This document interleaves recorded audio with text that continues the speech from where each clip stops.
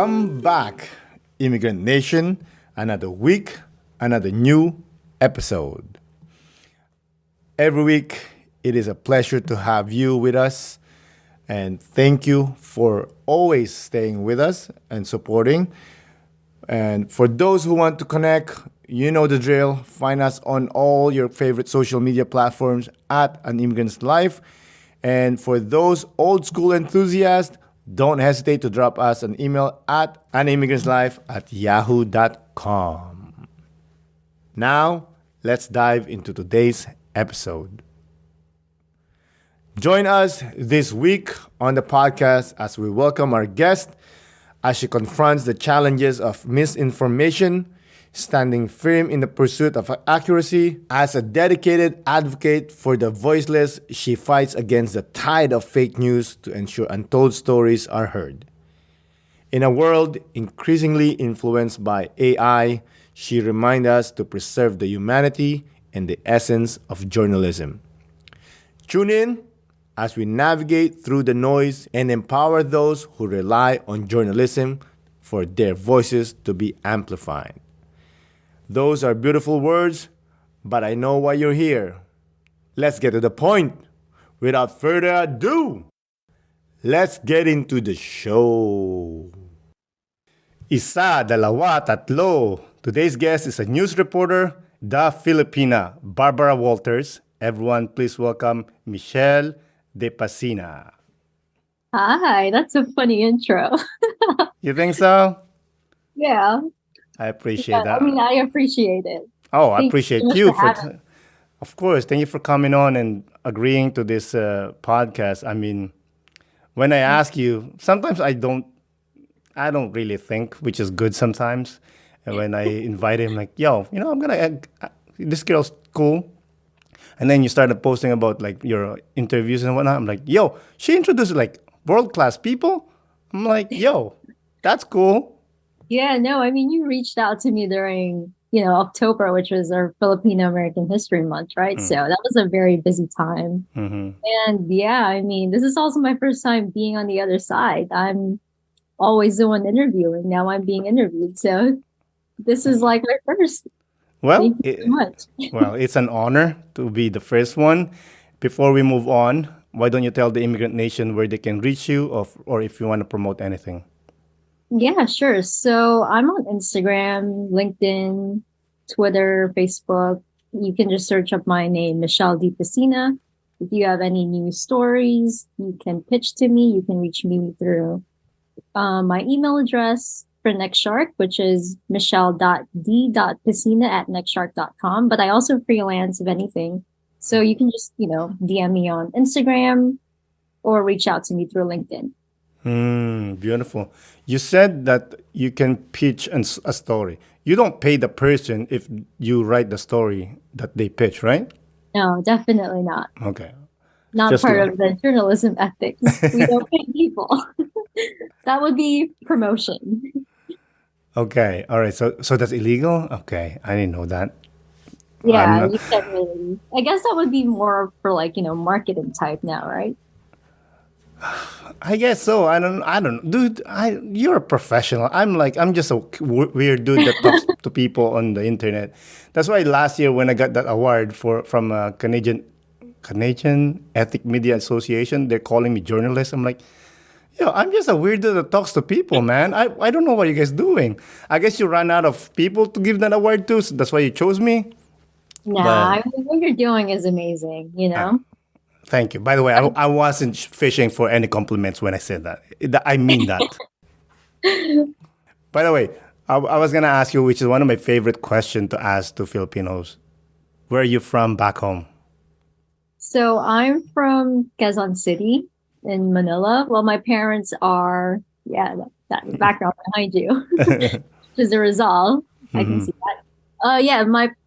My dad is Ilocano, and then my mom is from Aklan, Visayas. But they basically grew up in Manila too. So I was born in Manila, and I also grew up in Quezon City. But, growing up, I also moved to different places.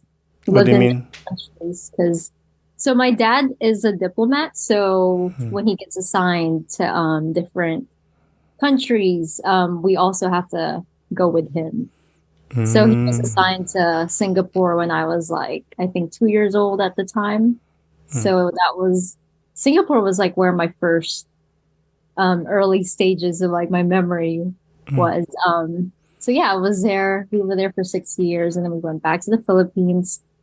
I was there from second grade to the fifth grade before he was assigned to New York, and then that's when we moved to.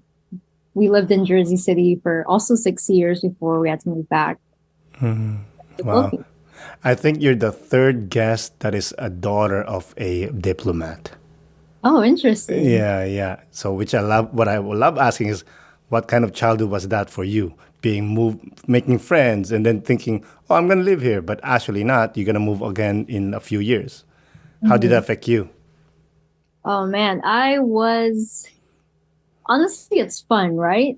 I mean, you think that it's fun. You get to experience all these different cultures. You get to live in all these different places, but at the same time, it was pretty hard for me too, like I'm the type of person who would when I make friends, it's, very I get very attached and it gets very emotional. And I feel like I haven't had like this the regular experience of people having, a childhood friend to adulthood, I don't think I have that. So it's kind of hard, yeah. But I guess what I love about it is just being able to experience all these different cultures and meet all these different people from different backgrounds. But, you get to realize that we're all, even though we're all part of like different worlds, different parts of even different parts of the same country, everybody has, we all have our own commonalities. Yeah, like I always said, what we always want is food, hang out, and probably sing a karaoke song. That's it. That's all we want. Just you know what I mean. Just chill with our friends, our family. That's all we want. And when I started the podcast, that really, I mean, I obviously I knew that, but it really cemented it to me that oh, this guy's from Ghana or this guy's from I Right. don't know, whatever, Jamaica, and they're like, oh, they just love their food, love their people, love their music, and they just want to chill, you know. Yeah, yeah. Yeah, that's what I loved about it, really being able to experience all these different food, culture, and I think just being able to move around a lot, it definitely shaped who I am today, which is really being open-minded and really care about um all the different stories that are out there. All the different people that are out there. Just I just want to show people that, we're all connected. We're all the same. And what are the differences? Did Was there any moment that you felt that you weren't welcome in any time in your life in any country that you lived in? Mm. I guess I would say America felt that way for me in the beginning because, it's American culture is a very different culture from like Asian culture, right? So I guess that's where I felt it wasn't that I felt like it wasn't exactly racism in a way. It felt very different that I was more, and I'm doing journalism now, right? But I was a very quiet kid. I wasn't, I wasn't really good at public speaking or any of that. And I guess just being the kid that's always like moving around or being a new student, I wasn't exactly talking to everybody, I wasn't like that. But yeah, um, I guess in a way, it wasn't exactly that I didn't feel welcome. I think American culture, Americans are they could be very welcoming as well and very curious type of people. So no, not really. Beautiful. When you were new in America, you said you were quiet, right? Was Mhm. that based on the language, which I don't think, I think you're fluent in English. Was it more of the culture? Not, I don't understand this culture, and maybe they don't understand my culture. Well, it was both because before I did move to Jersey, I was also already fluent in Tagalog, because I was back in the Philippines. And I guess it's also just my personality. I'm a very shy person as well. So me doing this is very out of my comfort zone. Just what I'm doing right now. I guess I'm just getting used to what I'm doing. Coming from a person that interviews like stars, Mhm. stars of stars, Yeah. isn't that crazy? Because I am an introvert too, to be honest. Mhm. You get me outside, I won't really talk to you. I'll be just standing in the corner doing nothing. If you talk to me one on one, yes, I'll talk to you if I like you. That's the rule. If I like you. But Mhm. what helps you interview people or talk to those stars when you get into that mode, journalism mode? Mhm. So obviously I get very nervous. Well, I don't get very, very nervous. I mean, like I guess I just prepare very well for the interview, or sometimes I just, I come up with the questions, or if not, I try to just remind myself these are just people as well. These are not, they're not just, they're not just stars that, unreachable people. They're just like us. So that's just what I remind myself all the time. I And love that. when I do that and you go into an interview knowing that they're just human beings as well, you really get to connect with them on a different level, which is what I appreciate better than, just going into an interview and thinking, oh, I'm just going to get the facts. I'm just going to ask about, Like the movie or whatever project they yeah, have. about whatever I have to ask about them. Yeah. Yeah, exactly. I don't know if you like read any of my articles, but I think what I try to focus more on is the emotional aspect of it, why they're doing what they're doing, which is also, I guess, what puts us in the field that we're doing, right? It's all about our passion and why we're doing it. Yeah, yeah. Yes, of course I read your articles. I can't just not do research. Actually, before we came on, I was Mhm. reading about the article about Dateline doing a documentary about prostitution in the Philippines. Dateline. Oh, okay. So that was an article for school for Yeah, NYU. Yeah. I was reading that. I was like pretty good. I like those kind of article because it meshes up the Mhm. the Asian point of view and the American point of view. Yeah, that was on the click, right? I don't know. I I don't think even I don't even remember the last book that I read. I'm so. sorry. Yeah. I mean, that was an article for school that I had to write about. I mostly do. I know right now you see on my Instagram, I mostly do like entertainment stuff, but I also really tackle a variety. I do crime, hard news to entertainment. Since I'm just starting out, I'm like a year or 2 years into this, almost 2 years.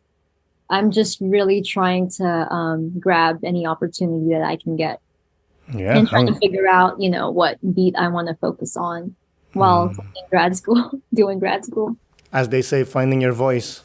Mhm. Yeah. I love that. Did you always want to be a journalist?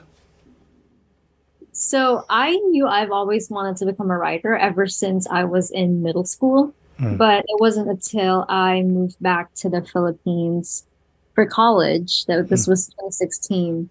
Um, I went to Miriam College and I majored in communications and minored in digital media production. At the time, I thought, okay, I want to do film. I want to do documentaries, but um, I guess just being there, it was also the time when Duterte was in power, right? And Yep. I think my eyes were just open to all the injustices that were happening in our country. I mean, I'm Filipino myself. I've lived there, right? Um, but I guess when you're young, you don't really care as much about all of these events happening around you as when you're fully aware now as an adult, right? So I guess being there, I wasn't exactly in a good state of mind. I wasn't exactly happy about being back because I thought, like we were talking about earlier, it's hard to leave your friends or your family behind when, you've made a deep connection with them. So for me at the time was I considered Jersey my home. And, I made a lot of great friends that I didn't want to leave behind. And I thought my future was going to be here. And I guess being back in the Philippines when I had to go back, I wasn't exactly happy about it. But it was also a very pivotal moment in my life to be back. I think it was definitely so much it was very much needed for me to be back there because it was there that I realized my passion for journalism. I really got to immerse myself in our Filipino culture and learn about, about our heroes, about Rizal, about our history, and it just goes beyond, like the Filipino culture that we think about when we're in America, right? Like we only think about the food or the language or the music or something like, or stuff like that. But I think just being in the country and being able to live as a regular Filipino and experience all this, the events, like even just the simple way of life of commuting, right? Like you get to experience all of this and just see it from a different point of view, a different lens, right? So yeah, being back there, it was around Duterte's power. He was in power that time, and I remember interning for ABS-CBN, and then a year after it was shut down. There's, I mean, people would argue it's not political, but that's It is. yeah. Okay. So yeah, and I also had classes where we got to immerse ourselves in communities in the Philippines. And I just felt like, wow, this is something that I really want to do. Like, I really love the fact that, oh, I'm getting to meet these people and I'm able to experience what they experience and also connect with them. And then at the end of the day, come together, whether it's an individual project or in a group project, and then present it to people. So I thought, oh, like my whole life of like moving around and being able to experience all these, meet different people, experience all these different cultures. I felt like, oh, it was in the Philippines when I experienced, okay, it's like, how do you say, all your everything coming. Culmination? Yeah, I guess. But Yeah. yeah. I mean, yeah. You said you moved to the States. How old were you when you moved to the States when you were younger? This was in 2010. I think I was like 12 or 13. 12, 13. Yeah. Yeah. And then you stayed for how long? This for 6 years. Oh man, that's like your like this is the time I'm gonna learn. This is your like time to learn things, you Yeah. know? Yeah. And then dad had to move you back to the Philippines. Was that because dad's job or So is yeah, it that's my dad's job. So it's always usually 6 years, and then you stay in your home country for about 3 to 4 years before you get assigned again. was there a time that you approached dad and mom saying, "Hey, I want to stay here." Mm, I guess it happened for me being in the Philippines, but it was also given because I was already in college at the time. Yeah. Okay. By the way, for the listeners, we're talking about royalty over here. Like rich people stuff, you know what I'm saying? No, I'm joking. No, definitely not. Hey, you've never taken jeepney before. Yes, I've definitely have. A liar. Please, Miriam College? I'm No, I joking. would I would commute to school. So I would take two jeepneys and then a tricycle. Nice. Yeah. I don't know. I don't believe you. Miriam College, Dad's a diplomat, Funny, but it's definitely not like that. I Like know. I said, I got to experience the regular Filipino lifestyle. I love it. I love it. Okay, so you live in the States for that 6 years of your time, then went back to the Philippines and live your college days there. When you went Mhm. back to the States, Was it different, your point of view towards it, or it's pretty much you weren't all uh, surprised of whatever you were going to face? That's a good question. So I came back here 2020, the year I graduated. This was during the pandemic. And I went back to Jersey, but I'm living in Bayonne at the moment, which is a town next to Jersey. Um, so yeah, like I said at the time, I thought that Jersey was my home, and I was so excited to be back. But after a few years, everything changes, right? What makes a place home is also the people that you have in it. But people change, people grow up, we all start having our different lives. So I guess being back now, it's been a bit more. It's been lonelier than it felt back then.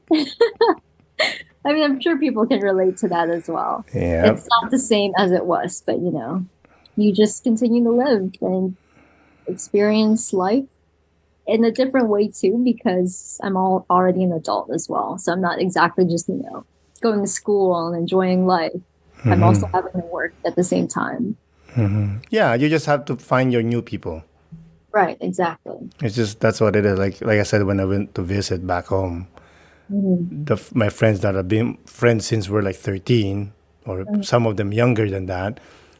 I came home and it was like, this. I don't know these people. They moved on. I moved on. We have different lives, and that's that. The only thing we have are memories that are like very brief, like high school to a little bit of college. Exactly. You know. So when you visit back home, you feel the same? In the Philippines, Yeah. I visited last year. Yeah, it was still the same. I think college friends stay your friends forever. I don't know if it's true for everybody, but for me, I feel like it is. I've really met the people that I feel like I really connect with. We're on like the same wavelength. Yeah. And Your even people. until now, I mean, it's been almost 3 years or 4 years almost that I'm not home, but when we do talk, it's still the same. And I guess you, as an adult, you just understand, everybody's busy, but you have to be intentional. But let's say if you want to hang out or if you want to talk or just, meet up, be intentional about what you want, not just say, oh, let's hang out, but you don't do it, right? 100%. So you're doing journalism in the States. What's the plan? Are you planning to stay, or are you planning to go back home and practice your journalism there? So right now I'm going to be graduating by 2025, hopefully, at this master's program that I'm taking. It's also American journalism. So my goal is I really do want to stay. I'm, however, not a American citizen. I hold a Filipino passport, and my dad's posting here also ends in 2025. So right now, I've been trying to apply to companies and see if any of them can sponsor me a work visa, because it would be great to be here. And also, I feel like since I'm already doing American journalism and I'm learning American journalism specifically, I feel like why not just try to stay here as well?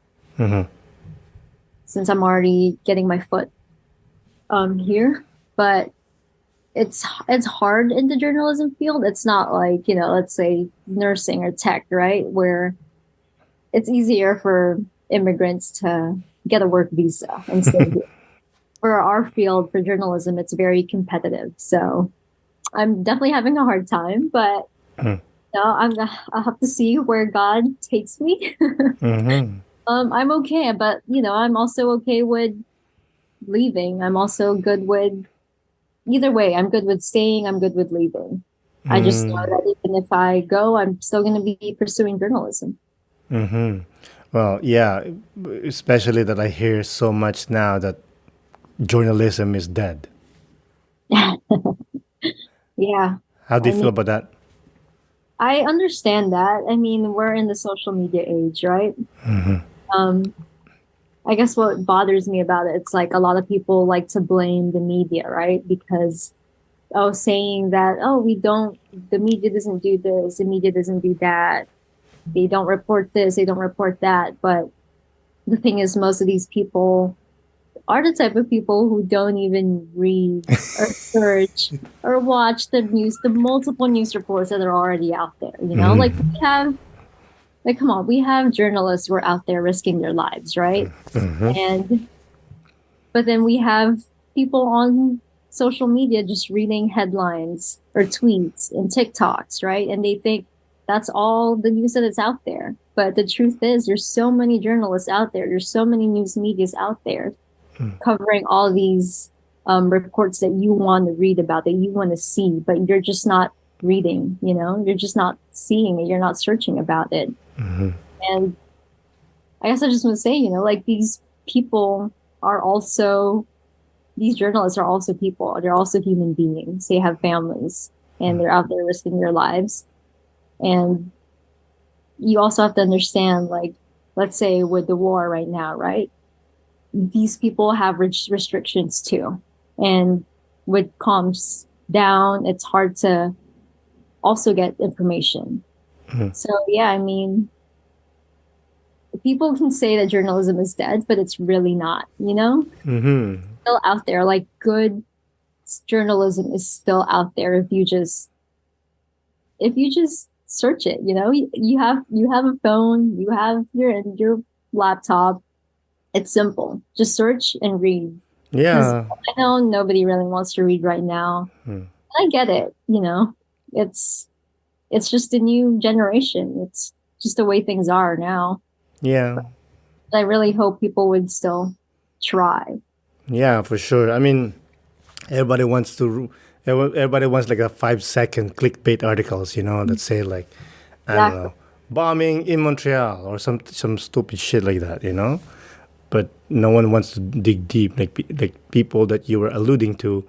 Those are Mhm. people that, like you said, read the headline and make Right. a conclusion out of it, not Yeah. knowing that no, you have to dig deep. Like I'm gonna, like you as a journalist, you write the article. I'm pretty sure one of your goal is for them to read more and learn more. Mhm. But for them, Yeah. like, well, you did the job. Why do I need to do the other part? Right. Exactly. Yeah. Exactly. So, with that looming in the future, how do you stay positive about the future of journalism? You just gotta keep doing it and inspire others, I guess.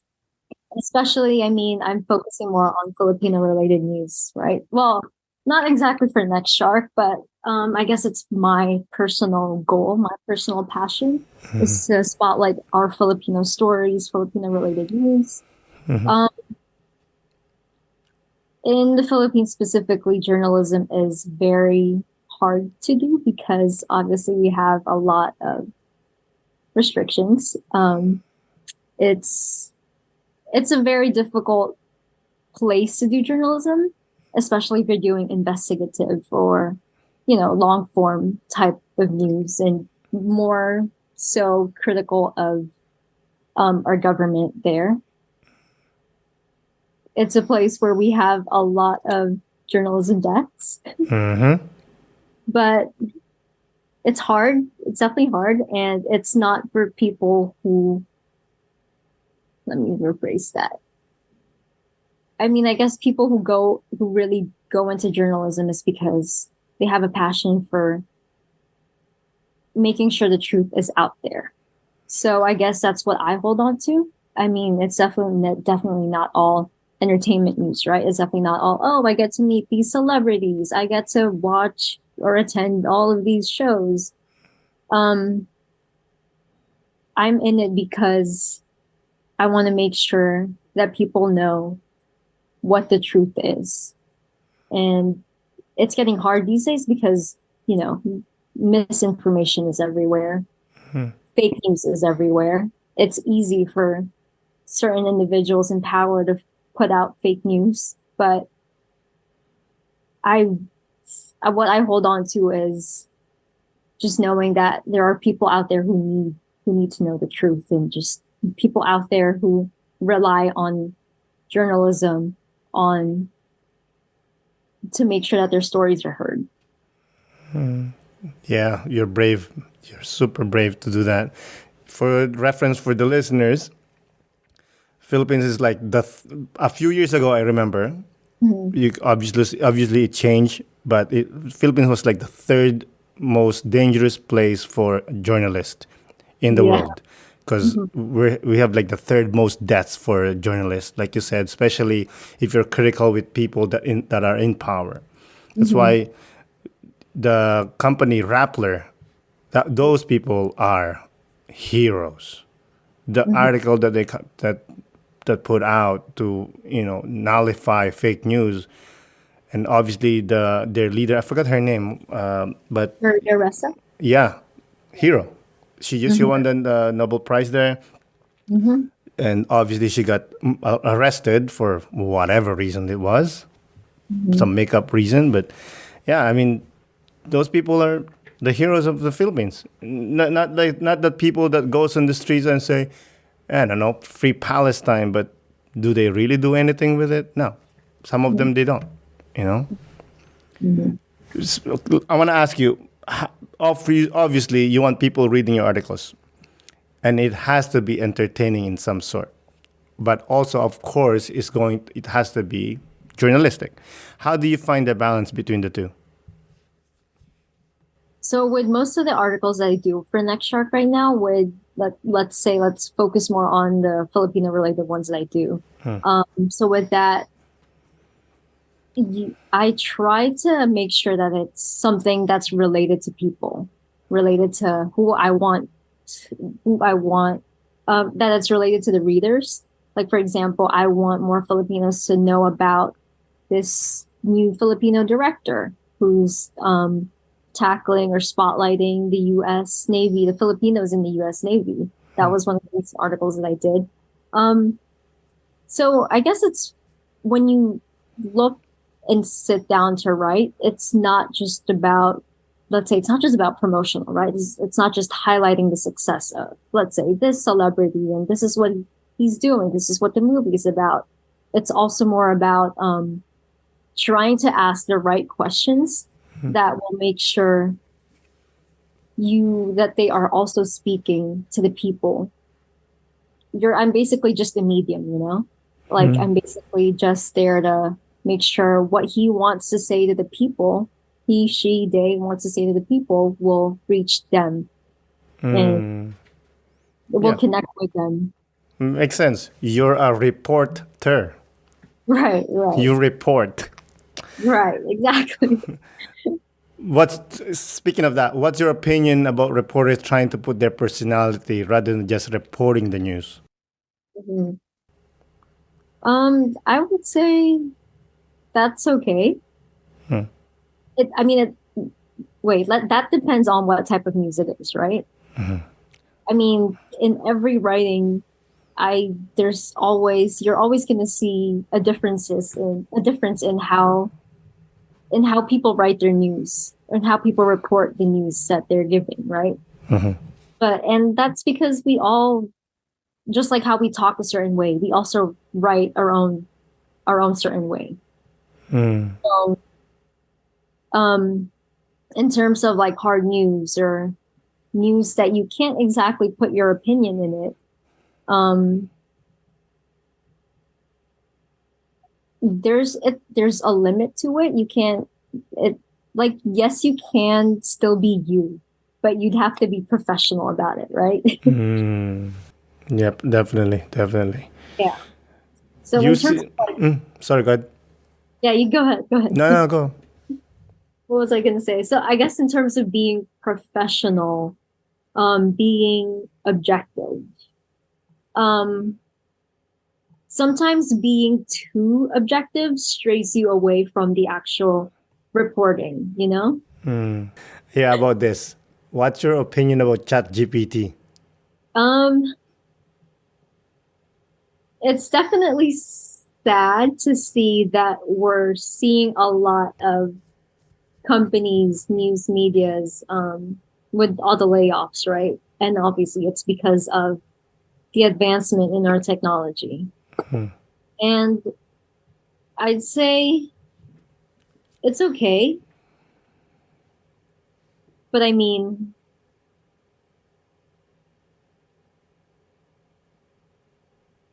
I understand that, it happens. It has to happen. Like we all have to progress, and whether that's through technology, and but at the same time, I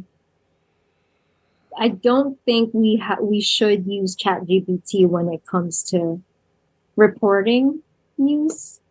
I mean, I guess you can use it when you want to summarize something, or I've seen like um outlets using AI as using AI to report news. I mean, for broadcast journalism, right? They do that, but it takes away the humanity of it. The humanity of what news is, of what journalism is. Yeah. That's beautiful. Do you have any story that you have worked on so far that's probably your favorite, in a sense that something happened to it, a positive thing that happened to it, or you just enjoy the process? Mm. hmm Um, one of the most recent ones I did was with football player Cameron Bynum. He was my first athlete that I interviewed. I don't really follow sports like that. I don't, and especially football, right? I mean, it's not a sport that most Filipinos follow. So I guess for me, it was very interesting because I guess just being able to sit with him and talk about his life and his passion, I guess it just really reminded me of why I also wanted to do this, because I want to share people's stories, people's passion, and not just his story. I also did one with Here Lies Love, actor. I think you saw that one too. That one was spotlighting, the Marcus era. I went into that interview, that show, very critical because I thought it was going to be very pro Marcus, but it wasn't. So I guess just all of these stories that I was able to do the past month for Filipino American History Month was, a very great reminder for why I wanted to pursue journalism in the first place, whether that was very political, hard news, or even relating to celebrities or artists, right? It just reminds me of how, yes, we're all Filipinos, or Filipino Americans, but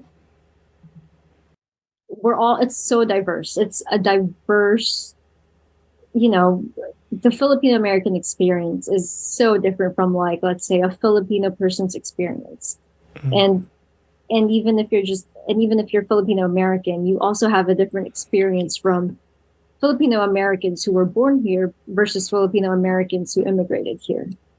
So I guess, yeah, I just love being able to spotlight the um, different stories that we do have. Because I mean, I know we love to be like, oh, before we even had all of these. Well, I feel like this year was really a year for Filipinos. We're able to really spotlight our stories because in the past, yes, we have Asian articles. We spotlight Asian stories, and then we think that, oh, just because we have an Asian person in a movie or an article, we're representing the whole community, but it's different, right? We're also all very different, and I guess would me, when I started working at Next Shark, I made it my goal to also spotlight South Asian news or Southeast Asian news because I know we have a lot of Filipino writers, but I think the outlet mostly focused on, like Japanese, Chinese, or Korean names. Yeah, yeah, definitely.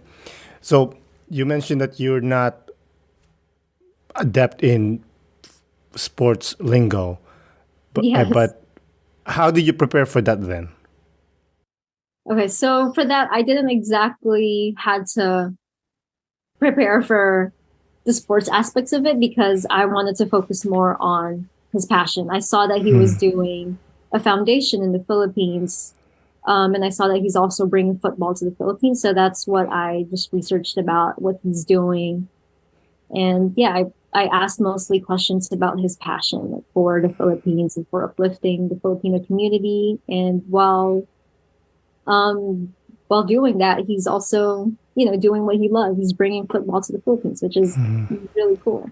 That's very interesting because every time I watch football with my cousins or my uncles or whoever, they always say that will never happen in the Philippines. That sport is never gonna fly because there's always gonna be a fight. Fight. But how come it doesn't happen in the states? You know what I mean? Like, Yeah, yeah. and some of the great football players are from the roughest neighborhood in the states. Mhm. That's why I would love to see this, how he brings it to the Philippines and how he evolved it. That would be amazing. Mhm. But yeah, so you mentioned earlier that you like documentaries. Are you planning to make like video documentaries or more of just writing journalism documentaries? Never say never. Yeah, in the future, I would love to. I mean, one of my inspirations is Erwan Husoff or what's her name again? Woman in Action, Gretchen Ho, one of my favorite Filipino journalists who I Hmm. look up to, Gretchen Ho. She does a lot of documentaries as well. So that's definitely something I would love to explore in the future if I'm given the opportunity. I wouldn't say no. I Of course. definitely would. Yeah. You know those documentaries in the Philippines like Eyewitness and Reporters Journal? Not much.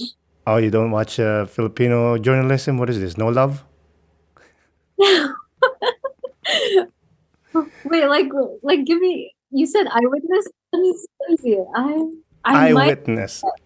It's like, okay, they have like a certain episode and then they will highlight a certain topic. And most of the time they highlight like the poverty in the Philippines, like people picking up garbage and then do something with it. Mhm. The funny thing is, I was watching one of those things, I think 2 weeks ago or 1 week ago. Yeah. And this reporter is reporting the same thing I grew up learning about that was done by a reporter a million years ago. Mhm. Obviously, unfortunately, nothing has changed. What's the Mhm. point of continuing, you think, reporting things like that? That's so sad.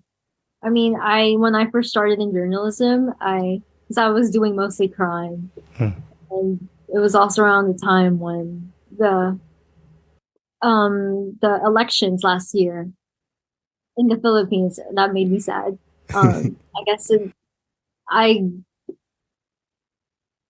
it made me depressed for a while, thinking, "Oh wow, this is what I'm doing, and I'm so passionate about making sure the truth is out there, but these things still keep happening no matter what we do. This is going to keep continuing, for as long as we live." It definitely made me really sad. I was depressed for a while and it made me feel like, oh, I guess, these things don't matter. What we're doing doesn't matter. But I guess now I just have a little bit more of a little more sense of clarity with what I'm doing. I guess it's you can choose to focus on the negativity of the world, right? Or you can also choose to focus on what's positive out there. What has changed in our society from, let's say, from a single report, right? There's multiple stories out there that have changed the world and that's what I want to do. That's what I want to focus on. Just making sure that, we can't control the world. We can't control human beings if we continue to do things that have already happened in the past. But for me, it's just I want to make sure that we don't forget what happened and just continue doing our best. That's all we can do, really. Yeah, That's that. Not even in journalism, right? in That's in anything. everything. You don't have to add to this. Like what happened in the Philippines just recently with the election. People forgot about what happened. Yeah, and it's not just forgetting, it's revision of what actually happened. So, more than And ever, we have to make sure that that doesn't happen. Even though it's happening, that's why we need more people doing this. But it's yeah. just hard. Again, I'm gonna ask you a question. You don't have to answer it. Hmm. I know you're young. Hmm. Did you see that coming? Did you see Marcos winning? No, I actually didn't. Maybe because I'm young, Yeah, I didn't, right? But yeah. I mean, I was aware of all the trolls and all the fake news being disseminated on social media. I just didn't think that people would actually believe it because, it's 2023. Yeah. And I would assume that we're a lot more educated than we were back then. But then again, you can't blame the people because, they don't have we don't most people in the Philippines don't have the right access to all these education. Um Yes. um so we just have to continue doing our best with our work. Amen. Yeah. Obviously, many people, I'm sure, looked at you as a role model. Wow. I haven't thought of it that way. I feel like it's still very early in my career to be like a Hey, role model, hey, one is enough, no? I guess. Okay. What values and principles have guided you throughout your journey? Mm. Well, for me personally, I it's about putting God first in what I do, making sure all glory goes back to Him. And when I do what I do, it's not for me. It's not for any fame. It's because I really want to help our country. I really want I really want to uplift the Philippines. I really want to make sure that we're doing the best we can to make sure the next generation doesn't have to live through what we're living through. So, specific values. Um, I mean that I guess that puts it right. What I said. Does that that Yeah, makes I guess. Yeah. I mean, you're a hard worker. I can tell. sense? You work hard. I mean, you're doing a master's and you're Mhm. working on the side on the side too. That's a lot of hard. That's hard work. And most Filipinos, we are known for hard work. Right, Every time right. I'm sure it happens to you that if someone finds out that you're Filipino, they'll say, "Oh, I love Filipinos. They're hard Mhm. workers. They give you food all the time. Mhm. They know how to party.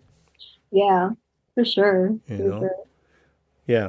Anyways, I think we're there. Before we close out, do you have any last remark or anything to say? Mm, please continue to do what you do. Thank you. I'm trying. Honestly, for you. I'm trying. I'm trying. Thank you. Why don't you say your Instagram handle again if they want to reach out to you or if they want to pitch a story to you? Okay, yeah. So my Instagram handle is Mitch De Pacina. That's my nickname and my last name. And then my email for Next Shark specifically is michelle.d.pacina@nextshark.com. Excellent. Again, Michelle, thank you for coming on the podcast. I really do appreciate it. Of course, and thank you so much for having me. I really appreciate you doing what you do and, spotlighting our stories from different backgrounds, different cultures, and all of our different passions on this podcast. So thank you so much, too, for what you do. Thank you so much. Have a good evening. You too. Again, Michelle, thank you for coming on the podcast. I really do appreciate it. Thank you, listeners, for listening. This is Aaron Deliosa for An Immigrant's Life. I'll see you guys later.